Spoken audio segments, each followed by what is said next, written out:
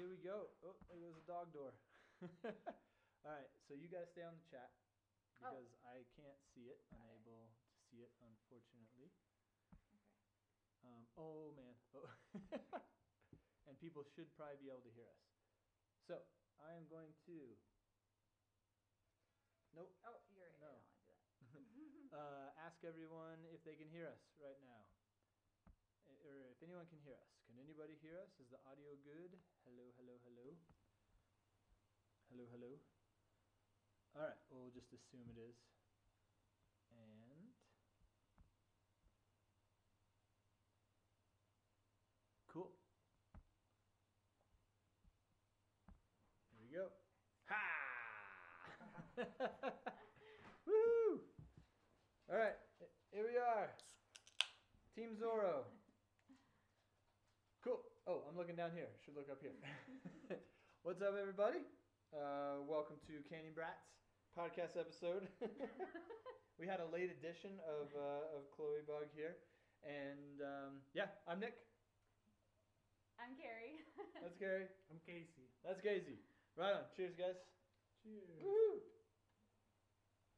Welcome to Canyon Brats. We are going to talk today about Zoroaster Temple and the summit attempt. And we've got some stuff to talk about, but we want you guys to be able to ask us questions. And you can do that easily if you're watching this on YouTube. Look down at the bottom and you can see a little live chat. And so we've got Carrie on the chat patrol over here, ready to ask the questions and tell the questions. Oh man, we have got movement already. Is someone talking about the audio? Can they hear us? Looks like Viv and Hud, you can hear us. Nice. All right. Cool. Sweet. So thank you, Viv and Hud. What? Guys. Adventurers? Kid World Travelers. Kid World Travelers. You may be wondering why we have masks on. These are our Zorro masks. You guys remember the show Zorro? No. Oh yeah. Yeah, I remember Zorro. Yeah, you got the good one. You got the nice black one. We have more like masquerade masks, but they were the cheapest on Amazon, right? Yeah. Yeah. Sweet. Cool. All right, well, let's start off with number one. Talk about the live chat. So if you guys are out there watching, there's also a subscribe button, and you can subscribe to Canyon Brats so that you can see all of our videos that come up on the YouTube channel. And if you hit subscribe right now, it should go bling and show your name up there and say you are the newest Canyon Brat. Do you want to be a Canyon Brat? Do you want to be Canyon Brats? Hit that subscribe button. Oh, sorry, Chloe. Chloe's already Wow, a Canyon Chloe's Brat. not comfortable at all. Yeah, she's a big Canyon Brat. Dogs aren't allowed in the canyon. No. No. On the rim. She's had plenty of Grand Canyon adventures. Yeah. All right, what are our adventures that are in our glasses right now? What are we drinking? Casey, what are you drinking? Oh, nice. Good snag. I got a Pinner. Nice. One of my favorites. Pinner IPA. Yeah. Pinner IPA from Oscar Blues. Oscar Blues in Colorado. Yeah. I've got Lagunitas, California brewery, and I've got Super Cluster Ale, a Citra Dry Hop Mega Ale. Great. This should be interesting after I finish this one, for sure. What are you drinking? Canyon Brat? Hazy little thing, Hazy little IPA, thing. but I'm drinking it out of my Grand Canyon glass. Y'all can't see, but etched on here is every summit I have done. Minus Minus the last three. minus the last three, so we're going to get them re-etched. So, yeah, I guess only dark beers you'll be able to see. Yeah. The summits. To do a close-up. But, yeah, so you've only got a couple more months, or a good amount of months, to finish 30, if you're going to get 30 by 30. I already am 30. It's too late. By the end of 30? By the end of 30, yeah. Yeah, all right. Well, we have some work to do. Questions, anything coming up? Any questions so far? Oh, what are you guys drinking? That's what I want to know. So we're drinking a Pinner, a Super Cluster Ale, and a little hazy. What are you guys drinking out there? Oh, wait for that. No, just kidding. Your mom already told us she's drinking wine. You mean someone randomly named Mary said she's drinking wine? Correct. My mom. Hi, Mom. Hi, Mom. Hi, Mary. The only time I'll get to say hi, Mom, like I won't win a Super Bowl or anything like that or win a big game. So this is my big game. Hi, Mom.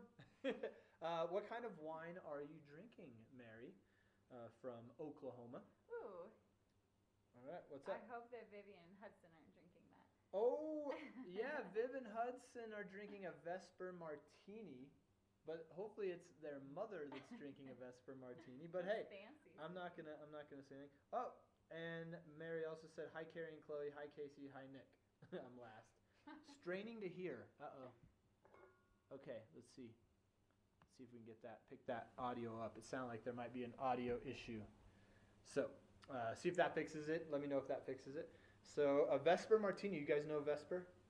It was like the James Bond type of martini kind of thing. Not his actual shaken. I don't know. Something about James Bond. All right, we're not talking about James Bond here. We're talking about Canyon Brats. We're talking about our summit. Cool. So, one more thing I want to bring up. We're talking about beers. You guys are drinking beers. What we'd like to do is have you guys get shout-outs in our podcast, not just the live feed ones, but the other ones that we're going to do. And so in order to get a shout-out, you are going to donate $1 towards our summit beers, in a sense. And so that'll also keep the podcast costs going and all that stuff. But buy a summit beer if you want to and give a shout-out. And to do that, at the end of the podcast, I'll have the Venmo down there. Is it just a plug to try to get some money for some beer? Yeah, absolutely. But we'll take beers to the summit. Yeah, that's expensive. Yeah. So Summit Beers, Venmo, Nick Irvin 8, and $1 will get you a shout out in a podcast, and it's just kind of a fun way. Or shout out of anything you want us to say. Well, almost anything you want us to say. All right, are we done with these masks? I guess. Let's see if you have red around your eyes. Casey, you can keep yours on. Yeah, Casey's looks cool. Yeah. Yeah, No, you don't have to.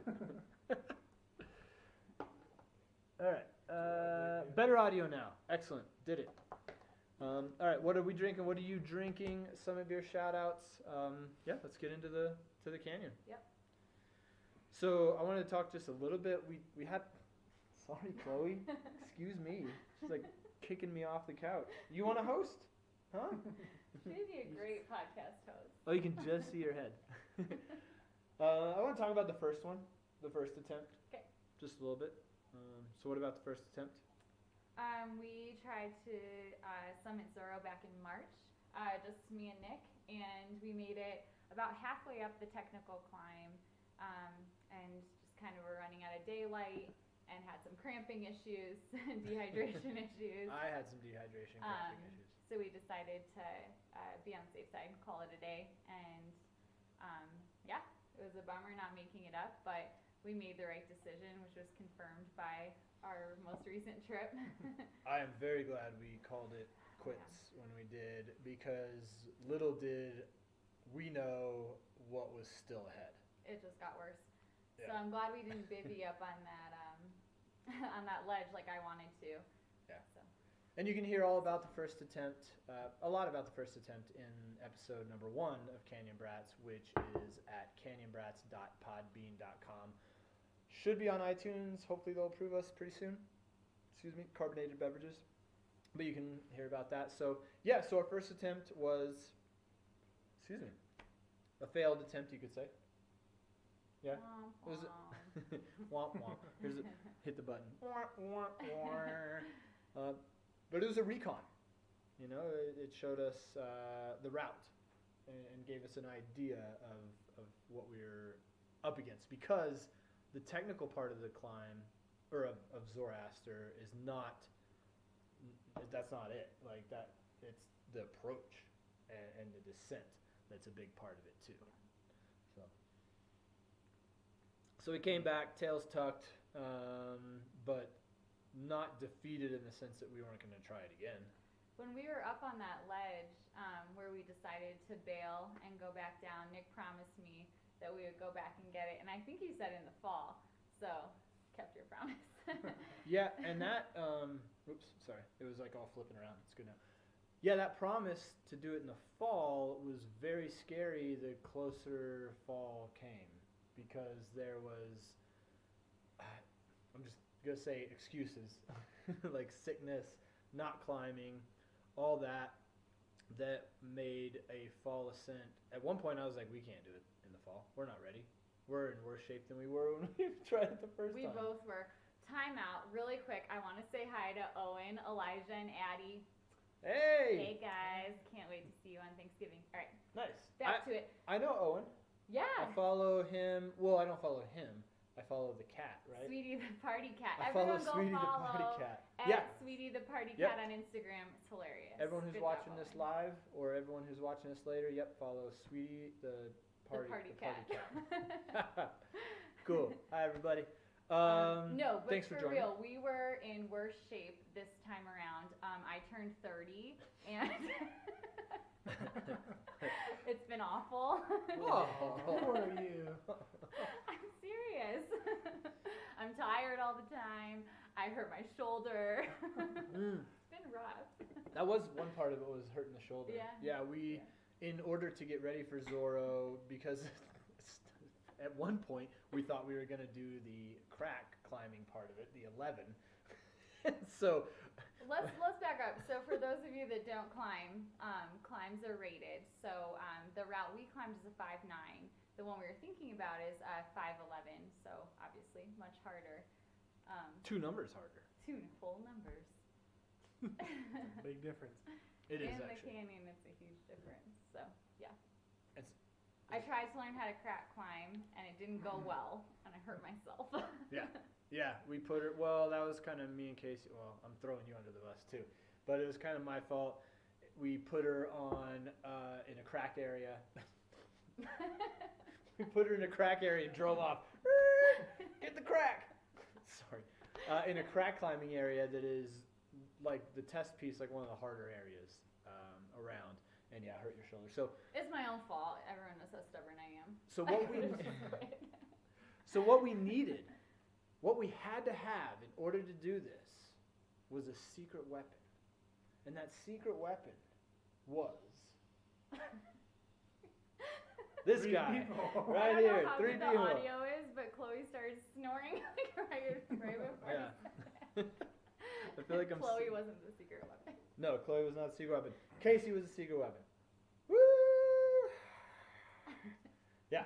So we already knew that. I think we already knew before the first attempt. Like we asked Casey, we wanted to do this with him that time, but then really put the pressure on the second time.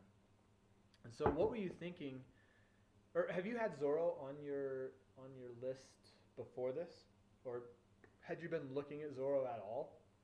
I think it's always been kind of a dream climb, just something that looks so amazing. But I don't hike in the Grand Canyon very often.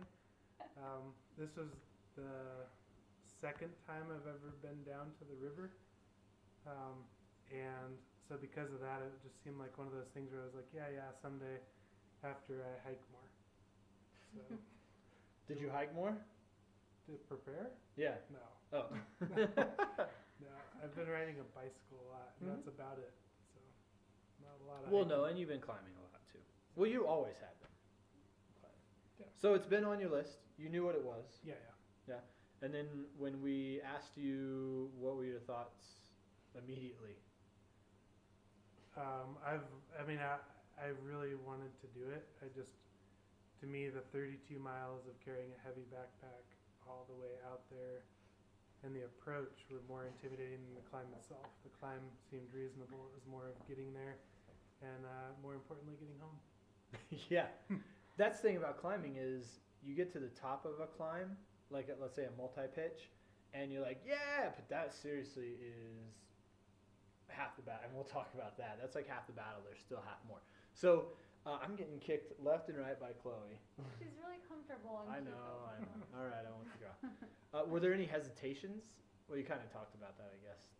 But Yeah, no others. Just whether or not I could get home. yeah. Home is nice. Yeah, so honestly, I think our whole trip was like kind of hinging on Casey, no pressure. Oh, it was. But I didn't even Not kind of. like finalize my time off work or like any plans until maybe like 2 or 3 days before. I didn't put Casey on the permit until like Wednesday, Yeah. Tuesday or Wednesday before the trip. I don't know if Sarah's watching, but someone warned me that maybe he would back out. But he didn't. It was Yeah. last minute. Yeah, which is fine. Sure. I'm good at the last minute, but Yeah. it all came together. So we snagged our secret weapon. grabbed Casey and decided to go for it. And decided to go for the 5'9", the one that me and Carrie had gotten kicked off of the first time. So, so are there any questions going on? Questions about Casey? Are there any questions about this guy right here? Bring him up. I don't know. Questions about Casey? Specific to the thing. What's that? No questions, but I like the conversation going on. Whoa. Oh yeah, the Venmo suggestion and that guy that got like $2 million for a charity. This one's not going. Just so you guys know, if you Venmo us, it's not going towards charity. It will go towards beer. If you want to donate to a charity, check out hotfood.org/donate. Donate to the Flagstaff Family Food Center. There you go. That's basically her job, to get money from people. Yeah, and she's good at it too. Go to hotfood.org and donate to little kids in northern Arizona that need food, and adults. So, Venmo money for beer. Yes, we got our secret weapon. What's next? Let's jump into it. So day 1, arrived at Canyon, and Day 1. What? Oh, sorry. I'm just looking at our outline here. This is our first time doing this, so I have an outline. So I don't know. I wrote parking lot packs. So day 1. Day 1 Oh is. gosh, if we want to talk about packs, so the last time we did Zorro, Nick and I weighed our packs the night before, and mine was heavier. Which if you listen to our last episode, you would have heard. And I think it was because of that podcast that Nick decided that like he had to put me to shame on this trip, and his pack was probably 20 pounds heavier than mine this weekend. I think so. 20? 15? Over 10 pounds heavier. Last time around, I think both of our packs were about 50 pounds or close to 50 pounds. This time, his was 55 to 60 pounds, I think. I think it hit 60 for sure. At least with water. At the water down at the bottom. Yeah, and then Casey's was right there with me. Yeah. He had a smaller pack, yet was like heavier for some reason. That rope must have really kind of been the heavy part. I don't know. Yours was definitely the heaviest on the way out. I could barely pick Nick's up, honestly. Yeah. And I like lift, so. Do you even lift, bro? It's kind of funny. Or not funny, but look at Vivian Hud. Vivian Hud asked, how did you pack for this? Oh, good question. Yeah, so there are actually, this is not just a normal trip, right? There are multiple parts to this trip. I'm just going to give a big blanket apology for burping with beer. That's what I'm going to do. So, sorry. So, there are multiple parts to this trip, all right? There's not only the climbing, so you have to pack for technical rock climbing, but you also we're doing two overnights. We have to camp, and what's making it even tougher is it's a dry camp. Yeah, dry camp meaning there's not a water source at camp, so we had to bring all of our water up with us for 2 nights. So that's making 2 dinners, 2 breakfasts, 2 days of coffee, and then supplying all of our water on the day of the summit attempt.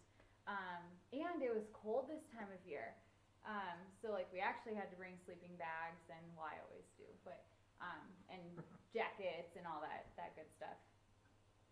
Yeah, the first attempt last spring I didn't bring a sleeping bag. You didn't drink water. I didn't drink water either. I never drink water. Water? It's not this. There's water in that. So packing for this, you have to think about everything you need for those 3 days. So, sleeping bag, tent, food, water, first aid kits, trekking poles, sunscreen. Help me out, guys. A day pack for the climb. Yeah. Sleeping pad, pillow. That's actually a good point. Rewind back to the day pack. You have this giant backpack, right, that you're taking down into the canyon and across the river over to the camp. But then you don't want to take that giant backpack up to the climb, even though we ended up taking. Yours. Yeah, so you need to pack another little backpack inside your big backpack to go on your kind of your day hike, if you will. So what else do we need? I think that covers it. I think it was things to sleep with, food, water, warmth, and climbing gear. Yeah. It was pretty much just the basics. And slippers. Yeah. And slippers. Always the slippers. I was jealous. I mean, I was You have walking around. slippers? Oh yeah. Yeah, she What? always. I always have slippers. They're like the little. They're thought like you were sleeping bags. No. They're great. Yeah. You had slippers this whole time? You've had 2 slippers this whole time. Yeah. So you pack for that, and then also the technical gear. So should I go grab the technical gear Sure. to show? Yeah. So for you guys that don't know what the climbing gear looks like or weighs, talk amongst yourselves. Oh, that's Chloe. She is such a little sweet. I Your feel like cameo. I feel like I'm leaning forward because I'm not gonna sit on her. So not only do you need all your camping gear, you need all of this as well. Look at this big one. Yeah. We got a number 4 Show there, People. and this is not light. Mm-mm. And well, this is small compared to like a lot of other climbs, and we can talk about that in a little bit. But this rack, this is if you are climbers out there, this is a full rack, Single rack. single rack from Point Point 1 point 1. to 4. We have a point 1 in there. Yeah. Point Or 1, 1C3. 1C3, point 1 to a number 4, a plus 2 link cams. So it's actually more than a single rack. Slings, which I ended up not having enough for my pitch, so I got real creative with my nuts.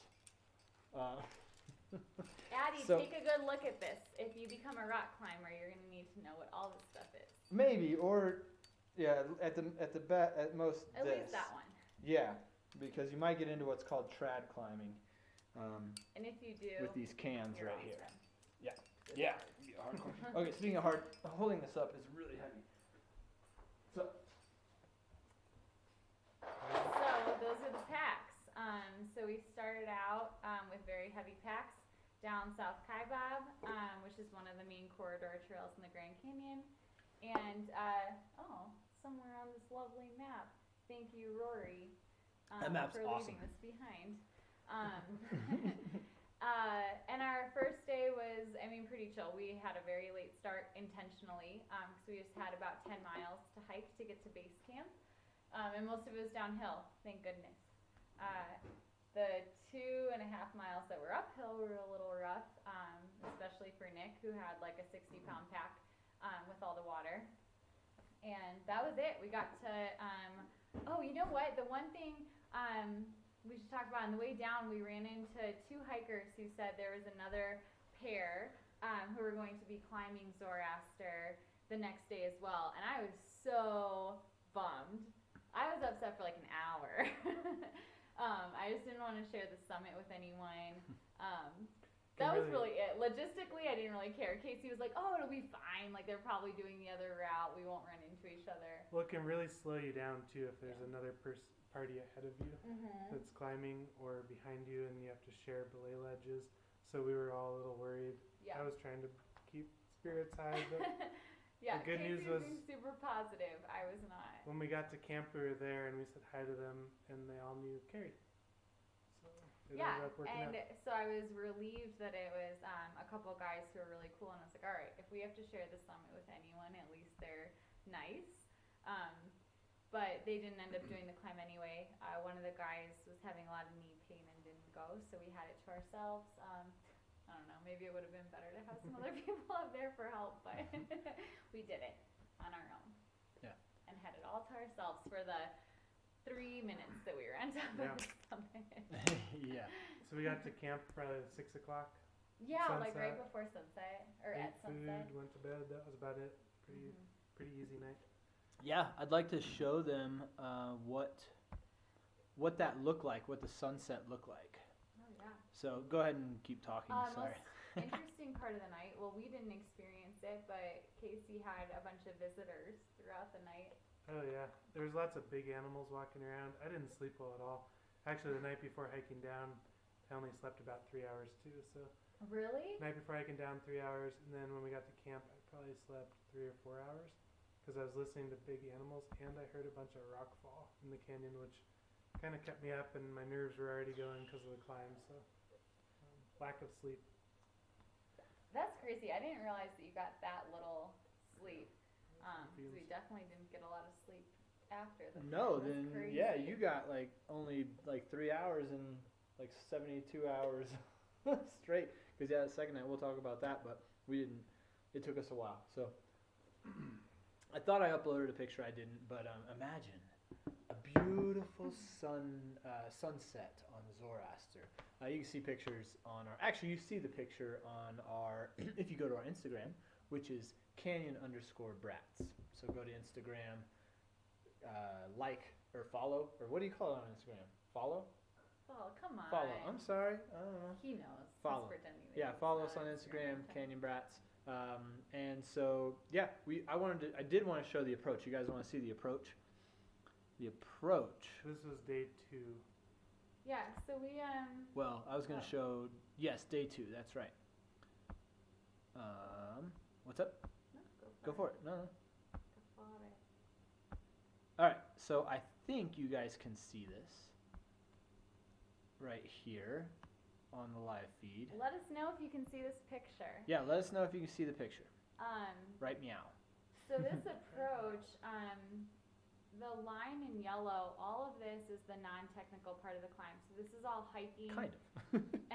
hiking and scrambling. No ropes or gear required. And if you can see that pointy peak on the right, Nice, they see it. that's Zoroaster. That's what we climbed. This right here. Yeah. The big one on the left is Brahma. So they share a saddle. So the hike up, the approach is the same for Brahma and Zoroaster. So this is my 3rd time doing this approach. I had done Brahma, easiest thing in the world compared to Zoroaster. But yet not easy. No, not that easy. But yeah, same approach. It's all scrambling. For the most part, really, really fun in the daylight. It was really nice that you guys had already done this approach too, because you knew exactly where to go. There was no trying to figure anything out, and we made really good time. Yeah. I think for context, to get from the word Sumner Wash to Notch in Redwall, that's Yep. about an hour. This took us an hour just to get to right here, to the base. And that's just a Right? hike, The and it's base? just Yeah. steep, and that's about it. The entire approach from Sumner Wash to the base of the sorry. No, Go for it. no. Sorry, you were going to say the whole thing. Yes. The whole thing was about 3 hours, and like Casey said, I don't think we could have gone any faster. The good thing is, there are a couple parts that like you feel like this can't be the way because it's really sketchy. But we knew ahead of time that it was the way, and it just was really sketchy. Yeah. So that shaved off a lot of time, like not looking around for a better route, just knowing that there wasn't a better route. Yeah. So Sumner Wash is this giant wash, and this picture is across the river from where we were. So this is really far away. I mean, a person would be smaller than the size of the dot right there on the eye. So we camped in Sumner Wash down here. Like Casey said, this took an hour to get to the base. If you look at this is called the Red Wall, and this is Red Wall limestone. So here's a little geology lesson for you. The Red Wall limestone goes around Grand Canyon and is like a gate. It's like a fortress, keeping people from going any higher or dropping any lower for most of it. But right here, there was a big erosional kind of feature. It's called a break. We call them breaks in the Red Wall. And either like an earthquake or some kind of like rock fall happened to cause there to be this little notch, this little break. And we were able to scramble our way up and get to the top there. Now, after that, we still had 2 supai layers, this word supai, which is kind of cool, to get over. And we actually did not take this yellow line. We went around the backside because me and Carrie found that last time. And then came over, and then this section right here is another little section where we went around the left side and really just took our packs off and handed it up, did a lot of teamwork to get up past this supai layer. And then we had to traverse, you can't see, behind here, and our climb started right about here. So Casey actually brought this up that he found this photo, and I think it really tells a good story of how much effort it was just to get to the base of the climb. I mean, this is how many hours you say we did this in? 3, and that's insane. Like, I think it took we're us kind of rock 4 stars for doing that. Yeah, I think it took us 4 hours the last time we tried. Close Yeah. to 4, yeah. Yeah. So hopefully that gives you an idea of the approach. A lot of people will say on either Mountain Project or trip reports that the crux or the hardest part of this climb is the approach. I'm not in agreement. Yeah, I don't agree with that. I will do that approach all day long. Yeah. Well, yeah, all day long. Well, no, only 3 hours. In the light, it's fun. Scrambling's fun. Yeah. The rest of the day wasn't fun. All right, so Let's should we get to into that? it. Yeah, let's Let's get into the the rest not of the day. fun part of the day. That's, My favorite part.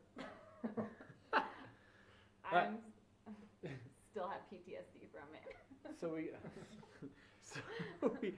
so we get to the base of the climb, and immediately something is different. Something's off. And actually, I didn't see it right off the bat. Casey actually mentioned something, and you've never been up there, but you No. said something. Yeah, it looks like there's a lot of new fresh rocks on the ground. Yeah, he was like, was this rockfall here when you guys were here before? And you were the first. I think you were the first one up, or maybe. No, I think Casey was. Yeah, I think Casey was. So I'm still kind of going up, and I'm like, oh, what do you mean? And I look around, and whoa, yeah. Last time we were up there looked way different than it did this time. We got up there, and something had fallen off of the cliff. Not to scare anybody.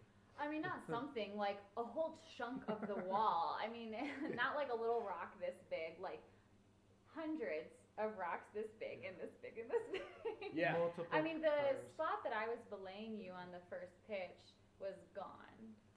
Yeah, like part of the climb, part of the first pitch, and a pitch is a rope length, was gone. Just to the left. And then all of Yeah. those giant, like cars, small car size to like refrigerator size blocks were new and like really kind of wobbly. And we may have been one of, if not the first group to be there after this rockfall. Okay. We're still looking into that. If I forget the name of there's a girl that's that was doing research and is going to go Wow back in Hikes. this Wow Hikes. Something like that. Yeah.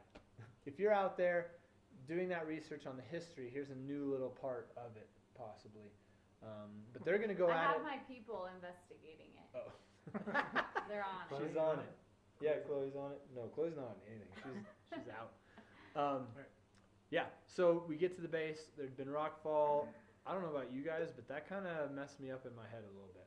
I was like looking up and seeing, and there'd already been rockfall that took part of this climb off. Yeah. We're just doing nothing but scaring mothers right now. I think it scared us. We got there at 9 a.m. and we didn't actually start climbing till 10. So everyone kind of took a little time, looked at the rock fall, sat in the sun. Yeah, I was gonna say I wasn't Oh. scared. I was just trying to warm up in the sun.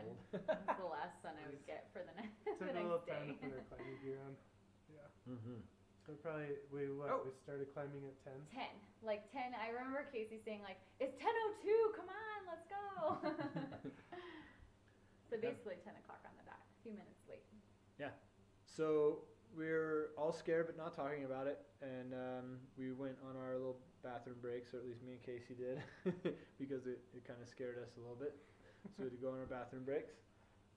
Number Yeah. Number I 3. didn't know that. Number 3, oh gosh, oh boy. It was bad. I don't need to know any of this. Sorry. All right, we were ready to go. All right, we had this. Let me show you. I'll show you guys what we had in front of us. We had, not this, saw this before. This is the route right here. And so, well, this is not the route because this is actually a little bit, this right here, this bush, this tree, gone. Yeah. Not there anymore. Oh, yeah. This section of rock, this bit of rock right all the way up, all the way up in here, gone. Right? So we had, Casey, all this filled in with giant rocks right here. Crazy. Crazy. Rocks and like dust and just tiny loose bits of rock. I mean, getting up onto the first pitch was hard. Yeah. That should have been the easiest, well, it was the easiest part of the climb still, but it was harder than when we did it before because you couldn't put your hands or feet on anything because it was covered in loose rock. I think now the ground is like all the way up here. Yeah. I think the ground is My up snack here. break spot was totally different. Yeah. So, yeah, your Oh, snack break spot. That's what you always remember it as. Oh, you responded. Yeah, cool. So Casey starts the climb, the lead, and we had decided at one point, this is the first pitch. You have to get past this roof, this cool little roof move, and then you have to go, and then there's a big ledge right here. But we decided, well, Casey decided it'd be best because he went up there to keep going all the way up to here. So do 2 climbs in one big climb. That was great because that saved us a lot of time to do that. But look at this. This is 600 feet of climbing right here. Boosh, boosh, boosh.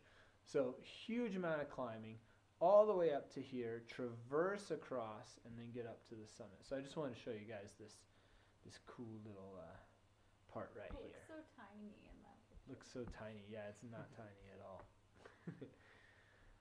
So what did you guys feel about the actual technical climbing part of it? Well, That was Casey, obviously a terrible led question. So we ended up doing it in 5 pitches, combining the first 2. And so Casey led the first long one. The second one, which is said to be the crux or like the hardest part of the whole climb, debatable. So he led that one as well. And then Nick led the next one and Casey led the final 2. So y'all did all the leading. What did you think? I thought the first 3 pitches were pretty straightforward. The third one gets built up a lot when you read about the climb online. People say it's really difficult and it's the crux and it's scary. And I had led the first 2 as one pitch and then brought Nick up, and the ledge where I wasn't very good. Mm-hmm. So we decided that you'd stay on the ground and continue to eat snacks, and Nick just be would freezing. play me up to this really nice ledge, which wasn't very much further. It was maybe 40 or 50 more feet. And Nick really wanted to do the 4th pitch. So Because that was the one I got denied on. yeah, a I little wanted revenge from the last climbing trip. So I led up to this nice ledge, and those 3 pitches I thought were really straightforward and fun. The 3rd pitch wasn't as bad as it was described online. I found some good protection. I didn't feel unsafe. The moves were hard, and the rock was terrible, but once we all got to the ledge, it was like noon. Everyone was happy. Yep. It was a pretty good 3 pitches. And then things Nick led. took a turn. Dun, dun, dun. What Well, and happened the on thing pitch that was 4? crazy about that next pitch that Nick led, when we tried Zorro in the spring, I don't know why. I don't know if it was something we read online, but I had in my head that the 3rd pitch, the second one that Casey led, was the hardest. And then from there, it eased up. So I was expecting this next pitch to be super easy. Yeah. Especially for me, I was following, which means that like I'm on a rope the entire time, like nothing that bad is gonna happen to me, and it was it was awful. Yeah, Nick took off on the climb, and Carrie and I were on the ledge, and it was quite a while. Nick led for quite a while, and we didn't know what he was up against. We didn't know what the climb was like. So what happened? What was pitch 4 like for you, Nick? Yeah. So it started off, I was very excited to go at it again, to get revenge. I'd gone up, I thought I had done like half of the pitch the first attempt. No, there was still a lot more. I had only scratched the surface of the 4th pitch. So I attacked it thinking like this is gonna be great. I'm gonna go up, do this climb. I'm gonna be like, revenge is mine. I'm not gonna cramp up, because Casey had done the first section. Great, we were making great time. So I start up, everything looked familiar. Boom, boom. I even got to the spot where I remember where I had to bail. Kept going, and then it just kind of kept going, and kept getting a lot harder to protect as I went up and up, because chimneys are it's just like a chimney you would think of, like Santa Claus, like going in a chimney. You're like pushing against one wall and you're backing against the other, and then there's like spots for protection every once in a while. But anyway, it just kept going, and I kept yelling down, am I at half the rope yet? Because I wanted to know, because we took one set of cams, a full set with a basically kind of like a full set of slings. And so in my mind I'm thinking, I want to know how much more I have to go about. And so I kept yelling, am I halfway? Casey's like, nope. Yell again, am I halfway? Nope. And so I'm getting higher and higher, and then I get to the spot that you can make a decision. You're either going to go out exposed over probably 300 plus feet of ground, or really it feels like more because you're looking all the way down this wash, out on the space, or you can stay nice and cozy, not nice and cozy, kind of in this wide chimney. Anyway, I'm talking some technical stuff, but once I got to that spot, I kind of stopped, physically and mentally, and I kind of just sat there. And I kept looking, and I looked around the corner, and I looked in the chimney, and I looked around the corner, and I looked in the chimney. I couldn't decide what to do, and I'd go for a little bit of the move and come back down, and go for a little bit. And you said you felt me just stop, and you were wondering what was going on. Yeah. And, it happens in climbing, and I ended up, I'm saying, I'm going to go up this chimney, and I'm just going to do it. I'm just going to put a piece in and trust my skills. Sometimes you just got to do that. You got to say, I know I've been in this situation before, and I can do it. So I actually made a mistake and put a piece of gear here, so my rope went this way, and then it went straight this way and then up, which caused a lot of friction, a lot of rope drag. For those who are listening to this now or afterwards, climbers, like I created a stupid amount of rope drag. And I ran out of slings. Well, I think I had one sling after that point. I bang on this block, it's like hollow, making this weird noise. I go and I start making the moves, and I get just nervous. And I'm going and I'm squeezing, I'm gaining inch by inch by inch. And I want to tell this story. I started hearing a noise, and I didn't know what it was. I thought it was like a helicopter or something, or an airplane going above, or something was going on. I was like, what's that doom, doom, doom, doom, doom, doom, doom, doom, doom sound? I'm like, what is that? And I figured out I could hear my heart while I was in the gym. Yeah, no, that sounds weird. But I started just kind of, I don't know. Anyway, did the moves. It was crazy. It was wild. I got up on what's called the horn. You're on this flat face of rock, and there's a horn sticking out, and you sit on it, and you kind of straddle it, and that's where you stop and pull the rest of the people up and hook into the anchor. And that was a wild spot. Mm-hmm. That was a cool spot. So the thing about this pitch that's weird is, from the very first move, you went into like a chimney a chimney that Casey and I could not see the entire climb. We were just hanging out on this ledge. We couldn't see you. We could barely hear you. So we weren't able to, give advice go to the right. Here's a good hold. And we had no idea how awful it was sitting down on that ledge. We just kind of, I don't even know what we were thinking. He's taking a while, but. I need a Snickers. I'm just reliving this right now. Yeah, it was stressful. Yeah, and then you can talk about your experience following. But for me, when I went up, I thought that this was an easier pitch. So when I started up the chimney and was really, really struggling on top rope, I thought that you guys more or less cruised it. And I was like, gosh, I'm going to be the reason we don't get to the top of the summit. This is awful and I can't do it. and I had the backpack on, so chimneying with a backpack is like pretty difficult because ideally it's like your back's against one side of the wall and your feet are on the other side. My backpack like was totally torn up, which is fine, but I just couldn't fit in a lot of the spots, so I had to like find a different way up, and it was awful. Yeah. And again, like you guys couldn't hear me when I was climbing, just like we couldn't hear Nick. So there were times where I was like, Nick, I don't know what to do. What did you do at this spot? And no response, you know. Oh, we can hear you. We just don't know what to say. Okay, well, great to know. At one point, I was just like, fuck this. Sorry, kiddos. No, but it was awful. And again, like I thought you guys were just like cruising up and that I was the weak link who couldn't do it. So I was so relieved when I got to the top of that pitch and realized that you guys hated it too. Yeah, that was definitely the hard one. Absolutely hated it. I got up to the top with Nick, sat on the horn. You had to kind of sit in a row like you're sitting on a horse. So I sat behind Nick. Nick sat on the horn in front of me. And then Carrie got up and sat in front of Nick, so we were all in a row on this horn like on a horse. Mm-hmm. When I got up to Nick, I said something that was a bad word, and he just agreed with me. And then we both just kind of had this moment of hopefully Carrie does a good job on it. And you got up it really quickly, but you weren't happy when you got to the top.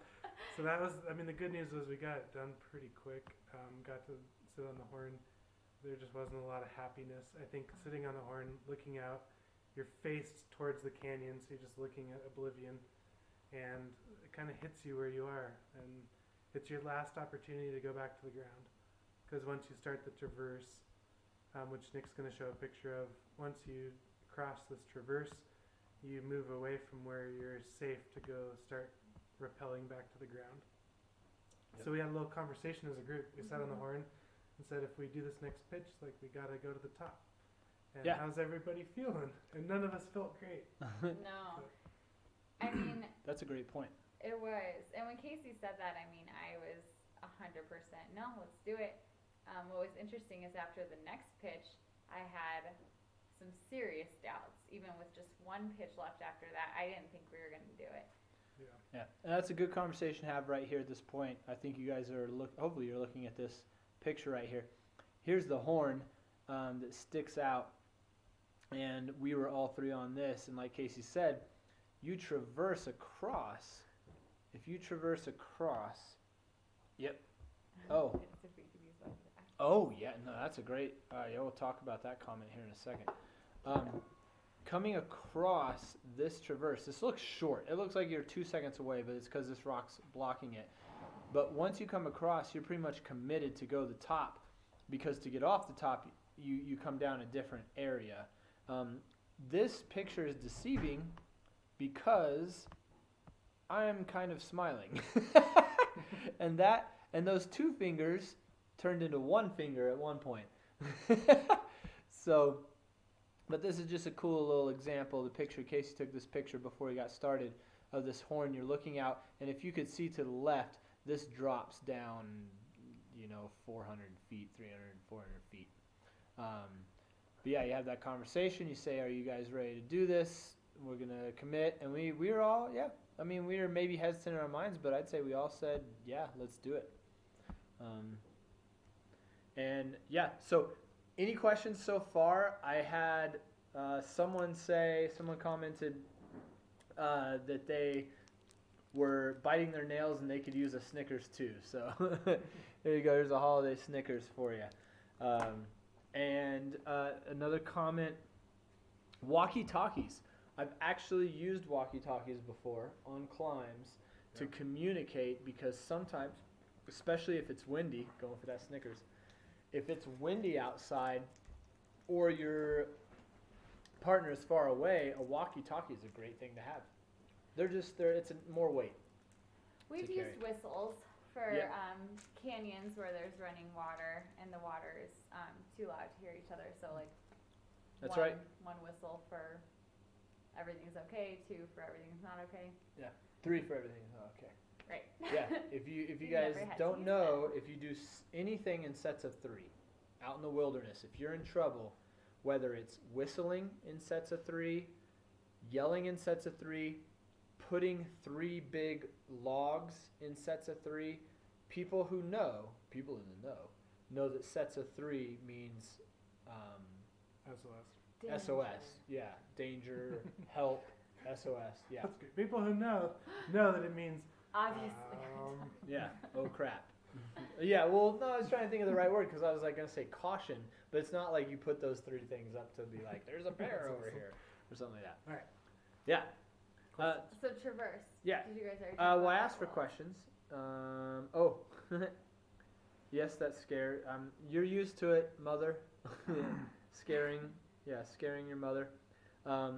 We're all safe, which is a good thing. But and honestly, all things considered, we were fine out there. I mean, there could have been comfort that would be superiorly lacking if we had to sleep at the top or sleep on the side, but safety-wise, yeah, we're all good. I think one thing that's really important about sitting on that horn is that up until that point, it felt like we were really ahead of schedule. Yeah. And we were crushing the day. Yeah. And then we got to the horn, and it was like a time warp happened. Mm-hmm. Like each of us went into that chimney, and we came out, and it was 3:45 p.m. or 3:30 p.m. I mean, it was like, oh my God, the sun's gonna set. That's a great description. It was like a time warp. Yeah. As soon as Nick started leading, It it took forever. took all of us a long time to get up that pitch. That was just a long pitch. What's up, Chloe? What are you doing? Do you have any questions? The Oh, there's Chloe. I can talk about the traverse pitch. It Yeah. was actually Yeah. pretty straightforward. It gets hyped up online when people talk about it because there's not a lot of places to protect yourself. And that's not good for everyone, not just the leader. Because normally protection only matters for who's going to go first. But because we're going sideways, as the next person comes across and unclips each of the pieces, they have just as big of a fall that they're going to have to take as the first person. You're scaring my mother again. It gets better. So it gets really hyped up online. It's supposed to be really scary. You have like 20 feet before you get to clip this first piece of gear, which is a very old bolt from the 1950s, which I could spin in circles with my finger, which is never a good sign. But it actually turned out to be pretty easy and straightforward to get to the bolt. To get to the bolt was really nice. Clip the bolt, and then you have to make a really weird move where you step across nothing. Basically, you just see below you for a long way, and you have to reach way, way out with your foot and stem into another chimney. Apparently, chimneys were the hard part of this climb. Yeah, and like when he says a long way down, it's like 200 to 300 feet of just exposure right below you. It's a long way. But I was so nervous in my mind about the first 20 feet that after I did those and clipped the bolt, I was just like on a runner's high of like, woo, I'm safe, I'm just going to go to the top. So I got to the top quickly, clipped in, I think I screamed and hollered and was super happy. Yeah. That was like my high point of the day was I could see the top. I knew we were getting close, but Nick and Carrie still had to get across and join me at this new ledge where I was. Yeah. Yeah, I remember, I don't know if it was when you got to the end of that pitch or another point, but you were like, I have my stoke back. That was right there. I don't. Yeah, I was honestly sitting on that ledge looking back at you guys, which was the picture that you saw of them on the horn. I actually was like fighting being emotional because I was just like the whole day. I mean, we were probably 15 hours in at that point, something like that. And it was, I knew we'd done it, and I was just like the pride that I had in our teamwork of like getting to that point and knowing that we couldn't go down. It was just like, oh, we did it. Like I was already there in my mind. We did it. Yeah, you were there in your mind. Yeah. I wasn't there in my mind at all. What happened next? Yeah, why don't you talk about your traverse? Oh, my traverse was awful. So yeah, the traverse itself was fine. So Casey and Nick had me on double belay, which was awesome. Which means that Casey was belaying me from the front and Nick was belaying me from the back. So I had a rope on either end of me. So if I fell on that traverse that Casey was talking about, I wasn't going to have that big swing. I was going to fall like a couple feet, less than 5 feet. And the traverse, like Casey said, was like the chill part. It was like a pretty substantial ledge. The exposure was super scary, but that ledge is something that all of us have walked like a couple dozen times in other situations. So the traverse was cool, getting to the end, and then that step across that Casey talked about that we couldn't see from being on the horn belay. We had no idea how wide that step across actually was. And I'm not even 5'2", so it was kind of a different situation for me than it was for them.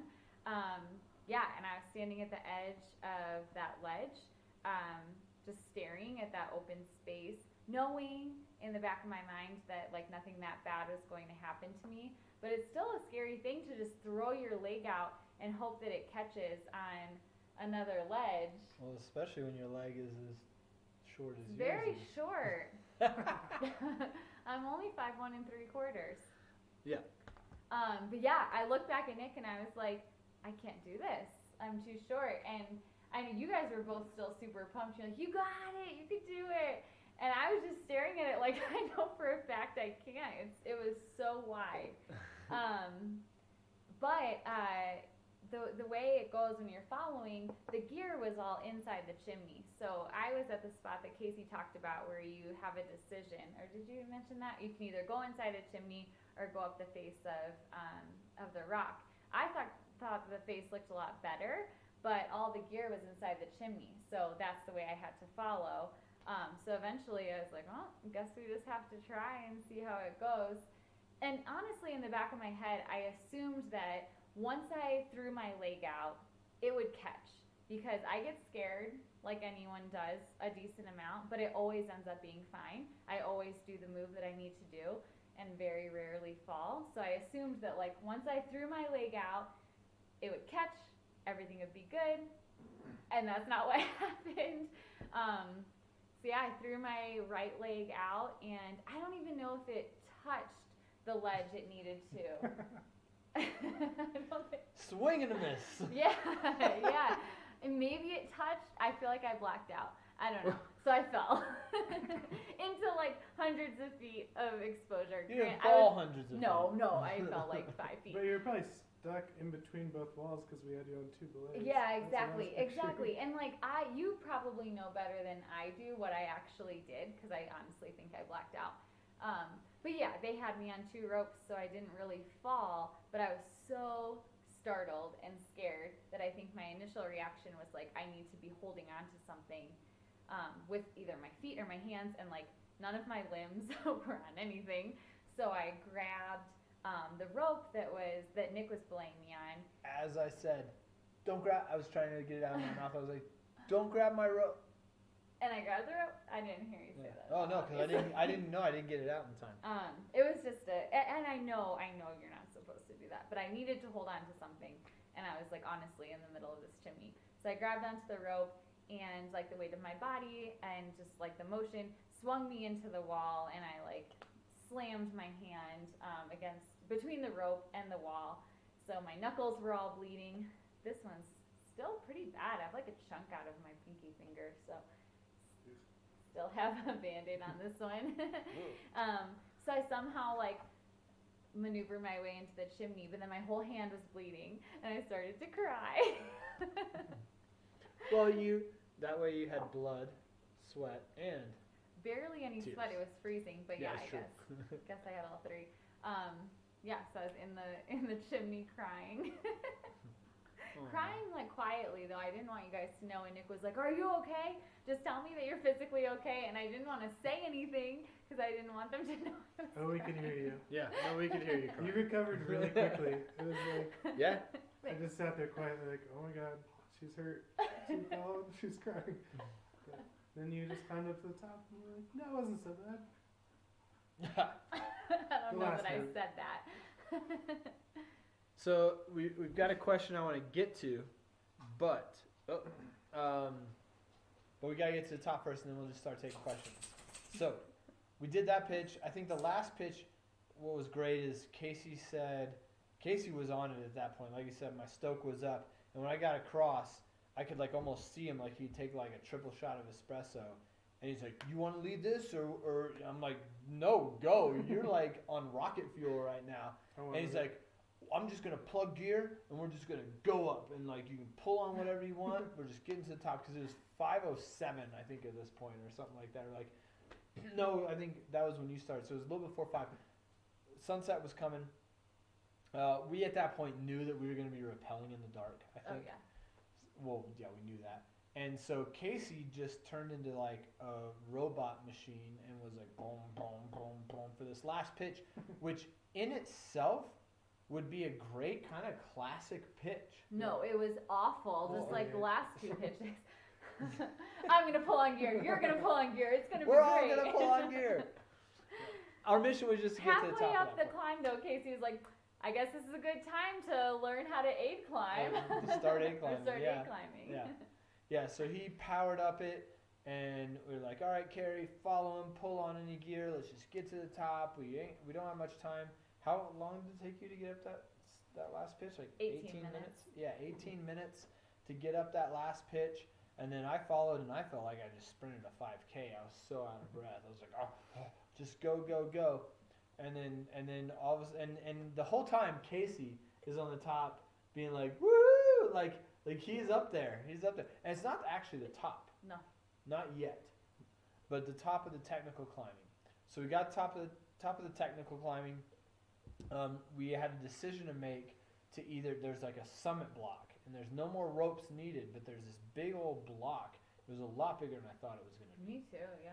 Huge summit block of Toro Weep, which is one of the layers to get to the actual summit. And so we're starting off heading over to the summit block, and Casey's like, you guys go ahead, I'm going to set up the rappel. We're like, no, you're not. You're coming up to the top with us. You're coming up to the top with us. Well, as soon as we got done with the climb, I don't really care that much about the summit. Get out of here. I didn't think I did. I'm glad I went. Yeah. But I wanted to get our rappels set up so we weren't doing it in the dark and we could at least find them. Yeah. So I said, you guys, you're here for the summit. Go up there and sign the register. Do your thing. I'll find the rappels. And they wouldn't let me.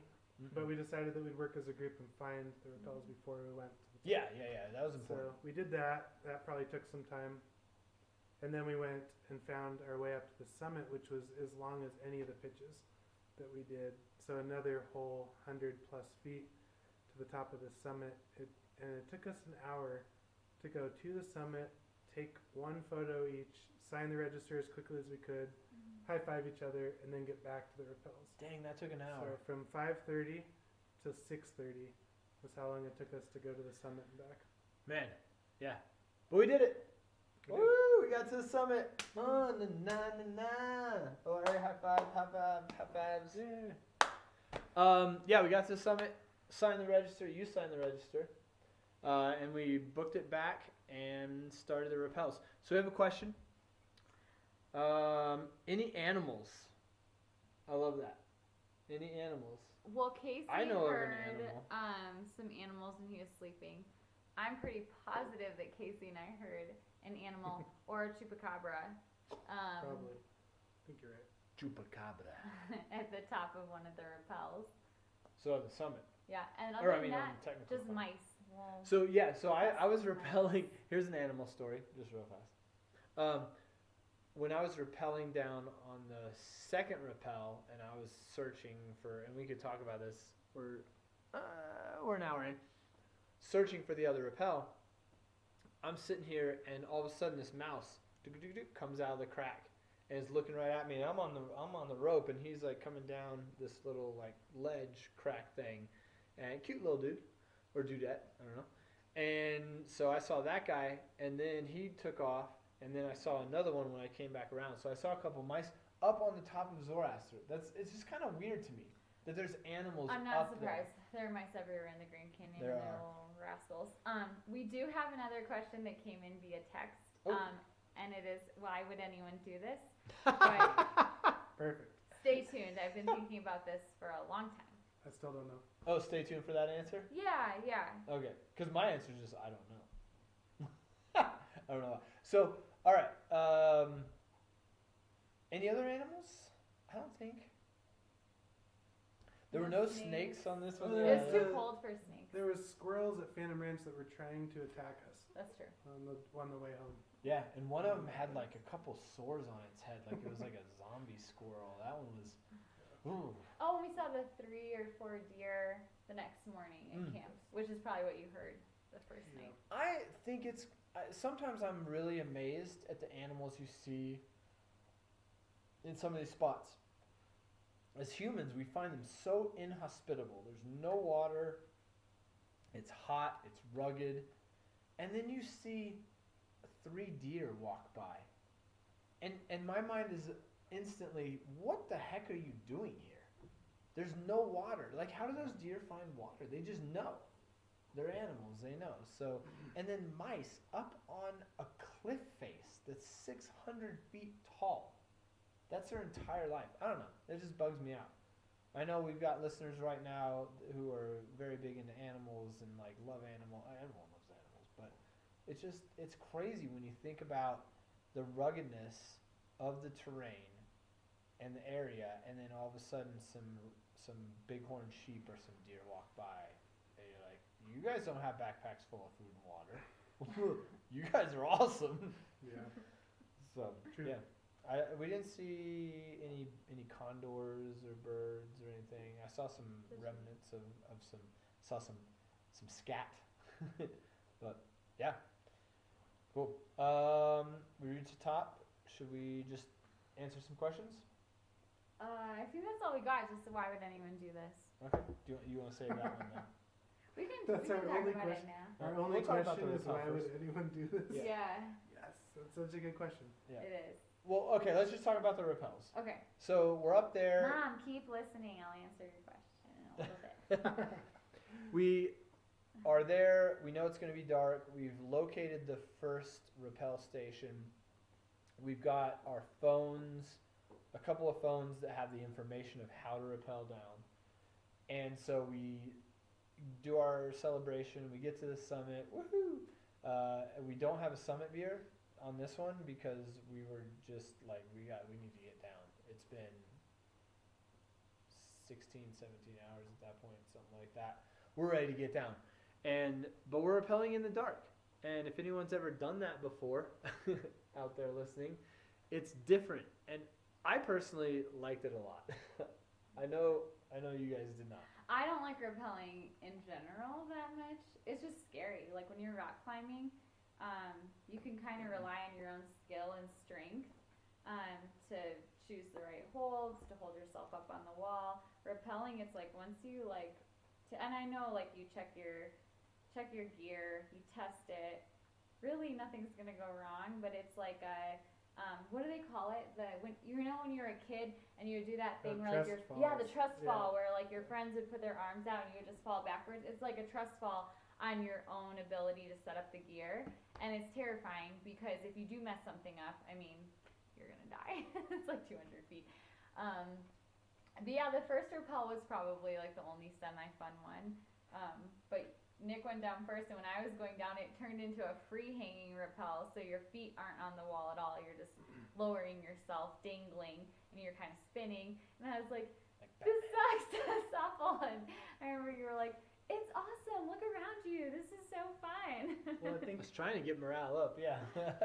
Also, we started rappelling at 6:30, and we had 2 ropes where a lot of people only bring 1 rope on this climb. And because we had 2, we thought we could reduce the amount of rappels that we had to do to get to the ground.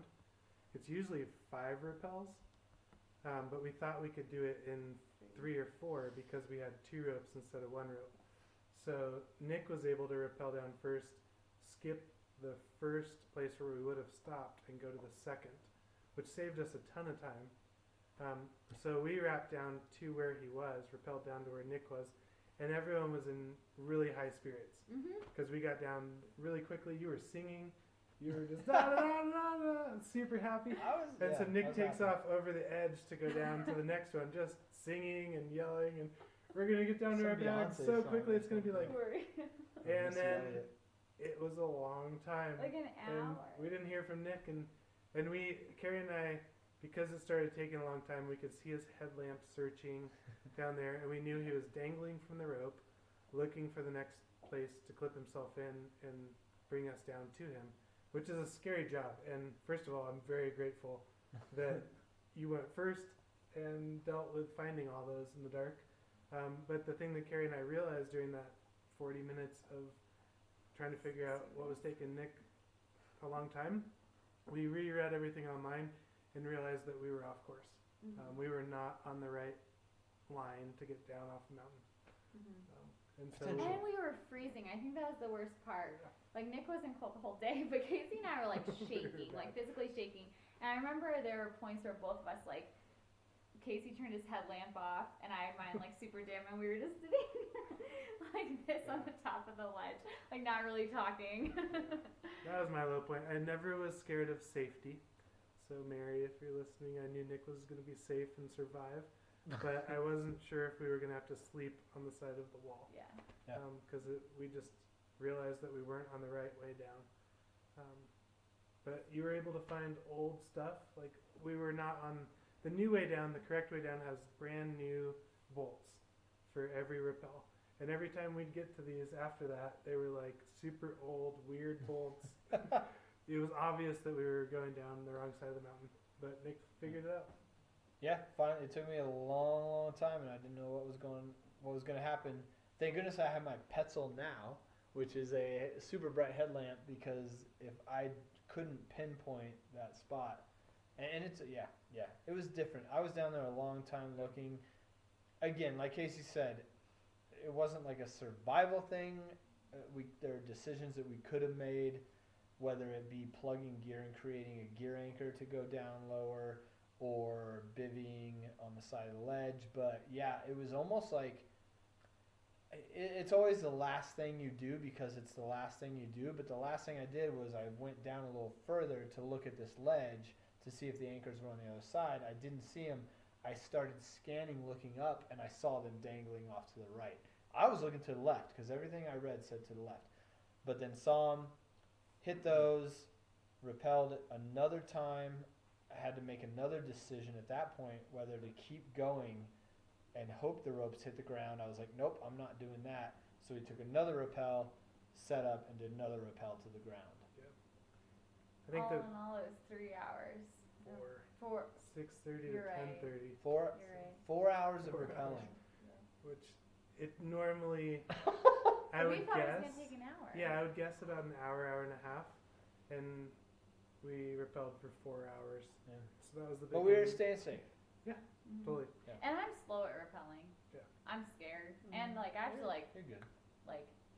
Oh, you're so really, light, like, you have to put like feed muscle it into through. it to get down. But how happy were you guys to put your feet on the ground? Yep. Feet on the ground was great, but then your mind started going, oh, we've got a long ways to go down. Yeah. And so, I don't know, that's almost like a whole nother discussion. Yeah, I mean to sum up though, at least for me, like we've done most of that descent in the dark, and yeah, once my feet were on the ground, it wasn't for me a safety thing anymore. It was just like, all right, I've accepted that we're not really gonna sleep.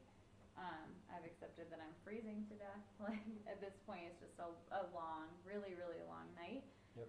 But we also, I think that was almost a good thing that like we knew we weren't gonna get back to camp until like the wee hours of the morning. So we're like, what difference does it make at this point if it's 2 a.m. or 3 a.m. or what it ended up being 4 a.m. As long as we were being safe. So I think we took a little bit longer on a few sections than we otherwise would have, but there's no reason to rush. Yeah. Yeah, so the whole down to back to camp took us to 4 a.m. Mhm. Yeah, 4 a.m. We got to camp. We Snacked it up. we snacked it up, and we drank. Well, we drank part of a beer on the way down. We did. Yeah, You guys and then did. we opened wine. Red wine, really weird choice. Yeah, red wine Strange at choice. 4:20, No, I was 4:30 in the surprised. morning. I don't know. It didn't really go down. So, yeah, and then we had to hike out, which was a whole nother big ol' exhausting day, but yeah, that's about it. So, I don't know if Let's try to answer someone's, Yes. a viewer's question about why would anyone do this? go for it. Do you guys, so neither one of you have an answer? For why to do it? Yeah. I think I'm super inexperienced. Like this is my second time doing third time doing anything in the Grand Canyon. So I'm still trying to figure that out. And like, I guess, how many of these types of adventures have you done? This is my 20th summit in the Grand Canyon. Yeah. Maybe See- my last summit. Not many like this one. No, this is the only one like this one. But that's you're special.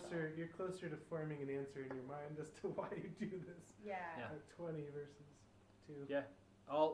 I'll say first. Yeah, because you go first. So the reason I do this is I think my personality. I'm gonna get really deep right here.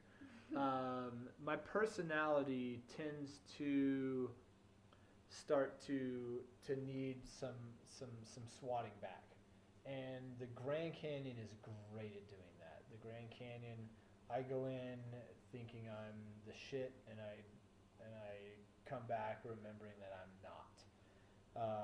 And I love the challenge. I think if someone says, I've done this, I'm like, well, I want to do that, and especially if it has to do with I don't know. Grand Canyon just has a special place. It's about love. For me, it's about love. A love of Grand Canyon, love of this place that is infinitely beyond what you see from a viewpoint on the South Rim. You look and you're like, that's a giant hole in the ground. Cool. Even if you go down to the river and back up, that's an amazing experience. But to hit these little side intricacies, all of a sudden, the next time you go to Grand Canyon and you look off that rim, it's changed.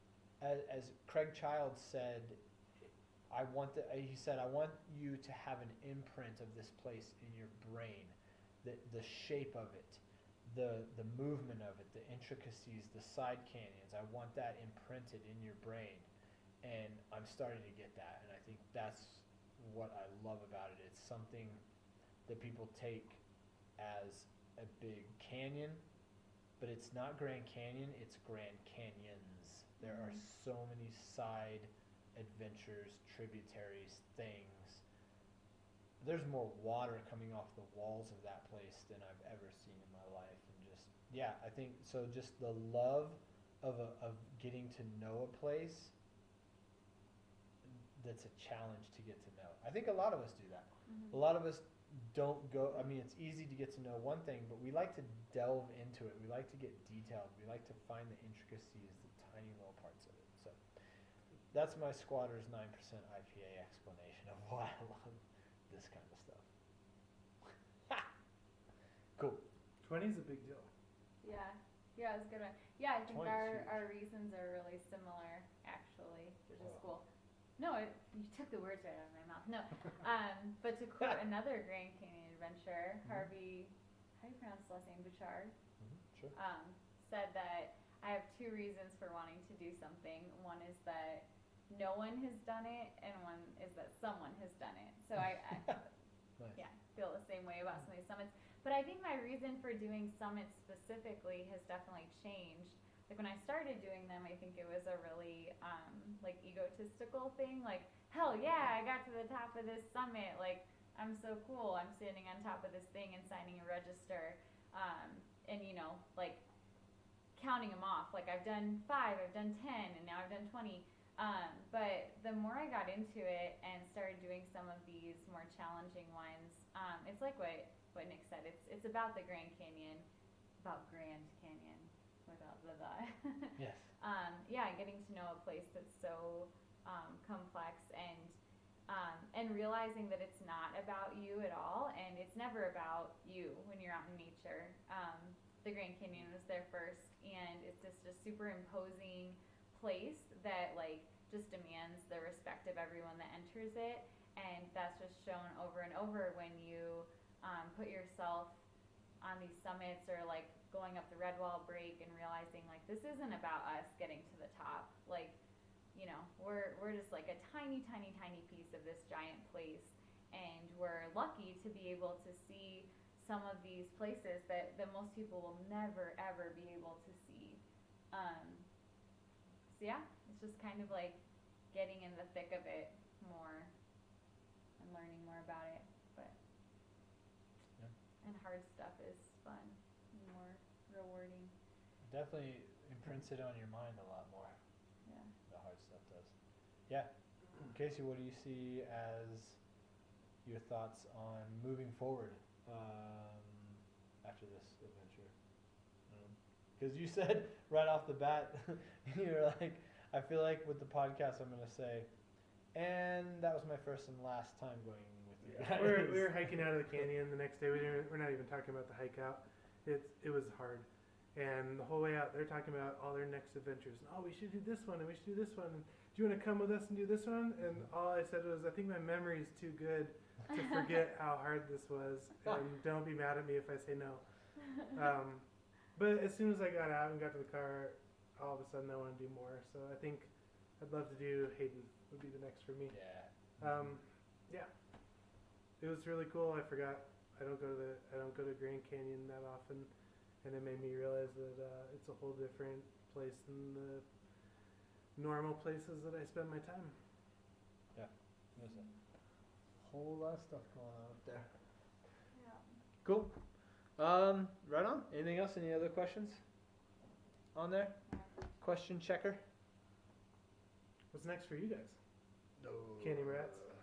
Oh wait, is it Canyon Brats? Oh, so I want to do Buddha. I want to do Diva. I know when we were all in there, all three of us said like, I think we're good. For me, I was like, 20 is a really nice round number. I think I might just be done with the summits, but yeah, right. yeah. So Canyon Brats. I think we put it out there. It could be Mountain Monkeys or Canyon Brats.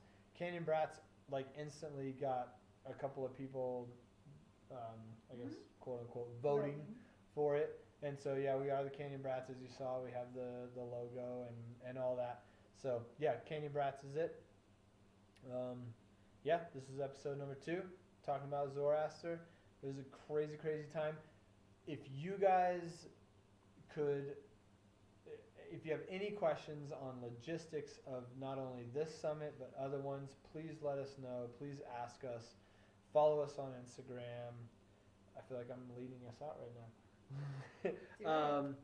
I haven't eaten dinner. Go on to YouTube. Yep, Carrie's got to eat dinner. If you're watching this on YouTube, either live or after we've gone live, hit the subscribe button so that you can get more of our videos that we're going to do live streams of.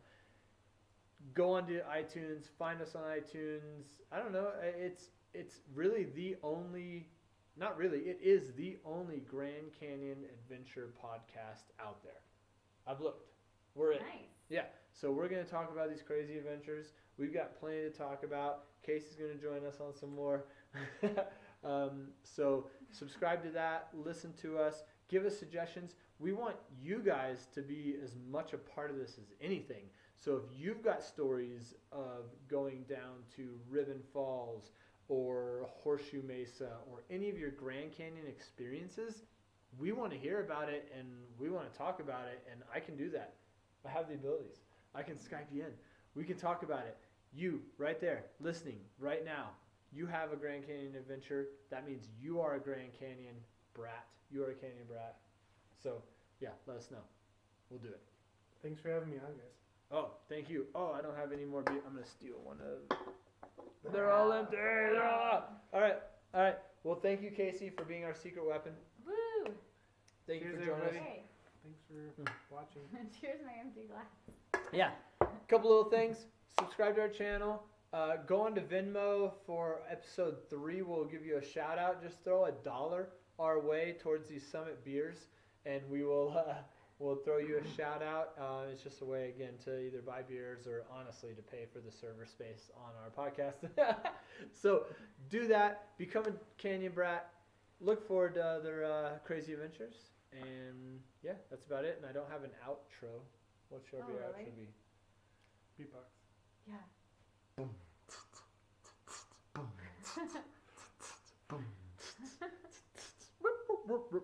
Fresh, Grand Canyon. All right, thank you guys, and yeah, and we're out. And have a glorious rest of your day. I have an outro right here. Perfect. That's right, and we're throwing it out there. I'm very slow at this, but we're doing it. And see you guys soon. Does that have an outro? Yeah.